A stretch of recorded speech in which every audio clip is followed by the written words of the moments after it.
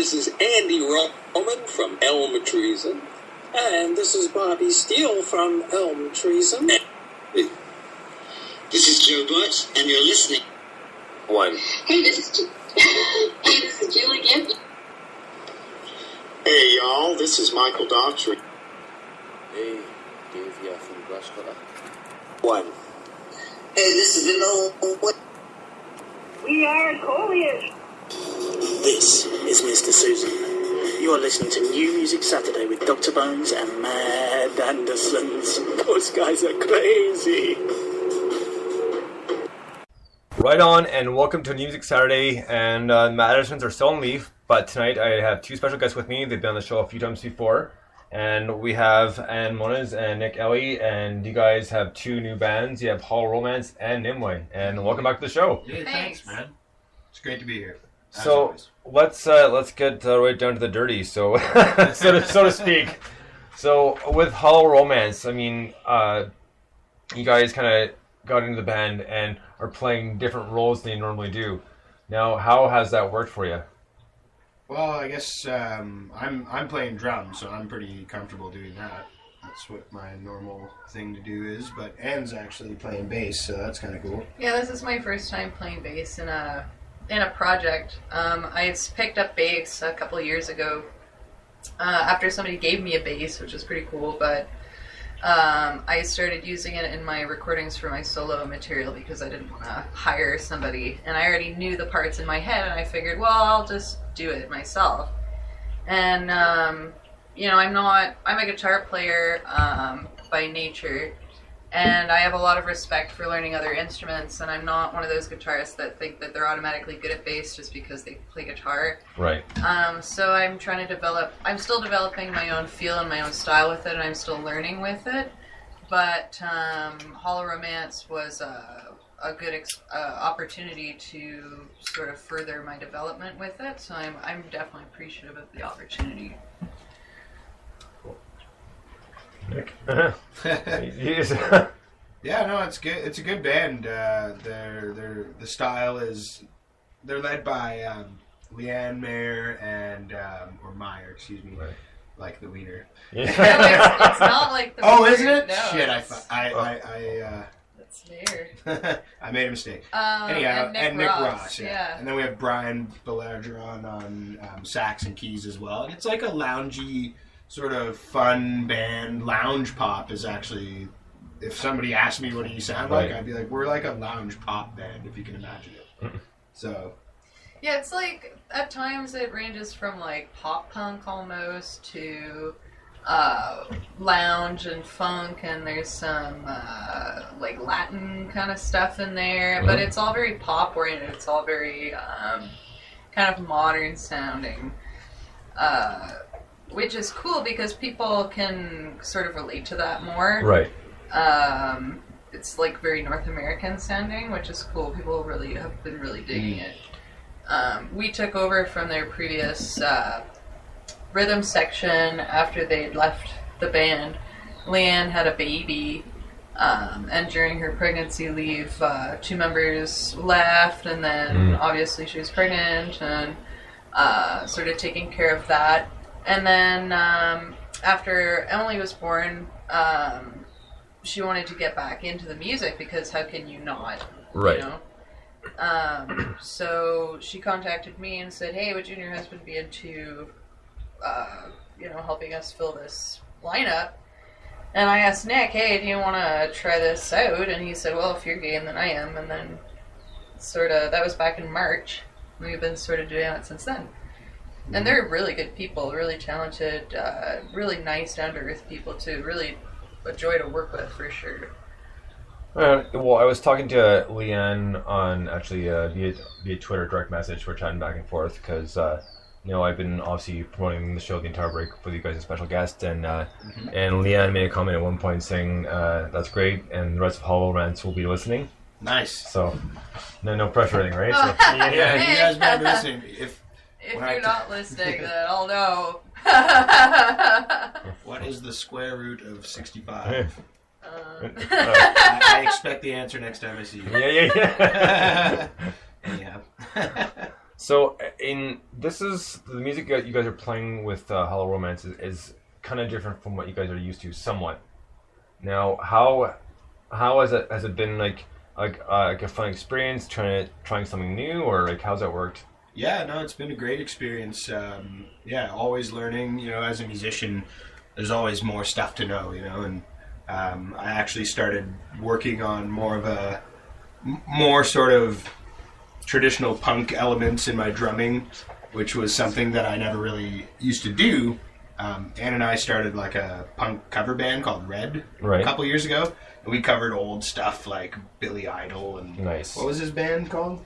They were called Generation X. Right, yeah, and the Distillers and stuff like that. So this band, Hollow Romance, has a couple elements of like pop punk where I really have to pull out the stops, and it's great. It's a good challenge, and luckily I was able to gather up the pieces real quick. So, well, Nick, I know just in general you're pretty like an adverse drummer, so I mean, and you know, it's always interesting to me to see how you kind of adapt to different scenes. Yeah. And I know I know you can do it. I'm just curious to see the process of it, because now you've got a couple of good different things on the go, and you usually do, and they're different from the next one. So it must be somewhat challenged. I mean, after a while you probably get used to like riding a bike, but somewhat challenge of initially kind of switching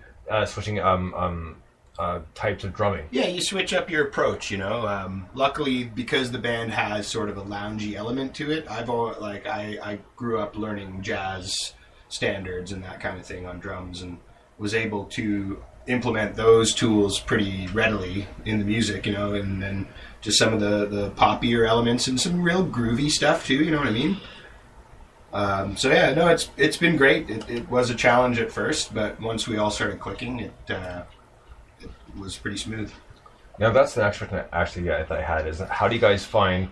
I mean, as friends of mine, you guys, I know you guys are easygoing people. So does that kind of slide into the music world as well, as far as like kind of trying to fit in and organize with different bands, or is it can be a little bit challenging sometimes? Every band is different. I find that depending on who you surround yourself with, everyone's commitment level in general will be a little different. Right.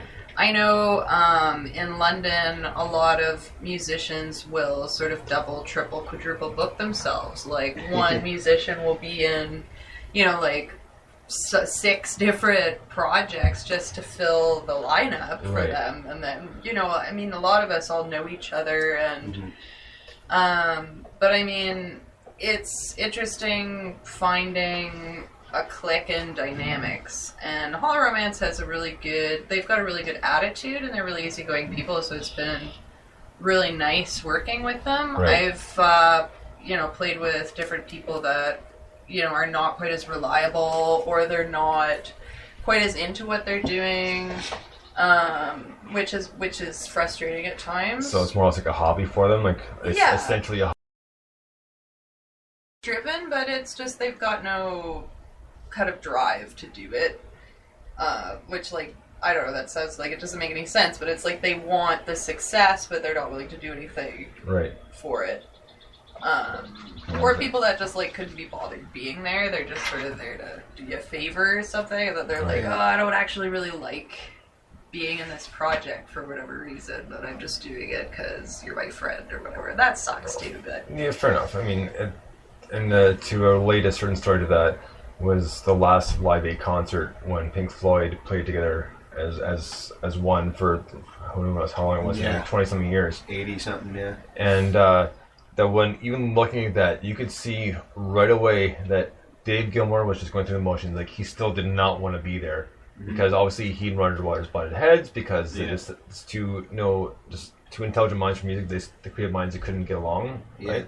But you could see it on his face, and you can see it the whole time. Like, he's going on the motions, and he's doing what he has to do, but he's like not thoroughly happy. It's like, you know, like, I understand that, like, either you need the money pretty badly, or you just like okay, I'll try to bygones be bygones, but I'm still pretty pissed at you, right? So that's a shame, because it does ruin it for everyone. You know, the audience included, when people don't get along.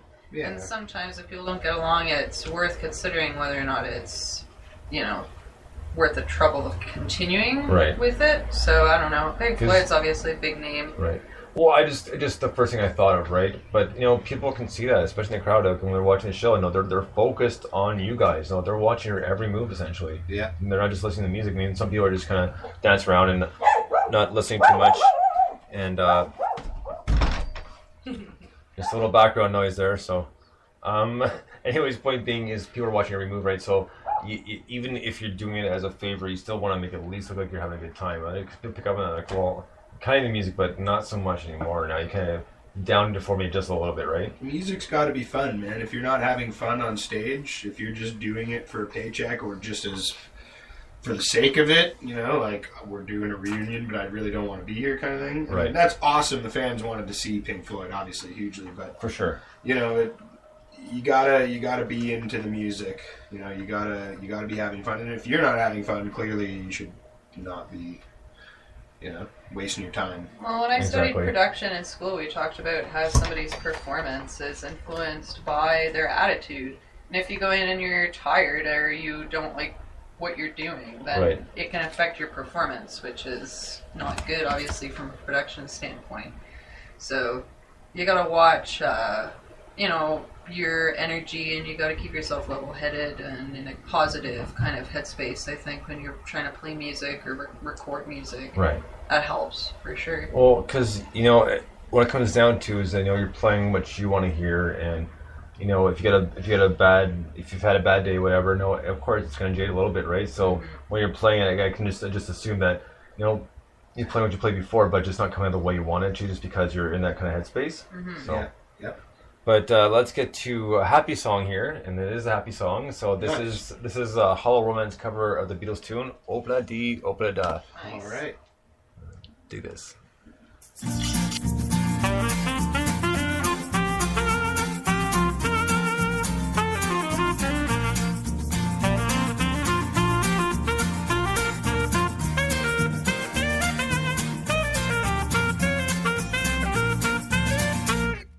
Desmond has a barrel in the marketplace.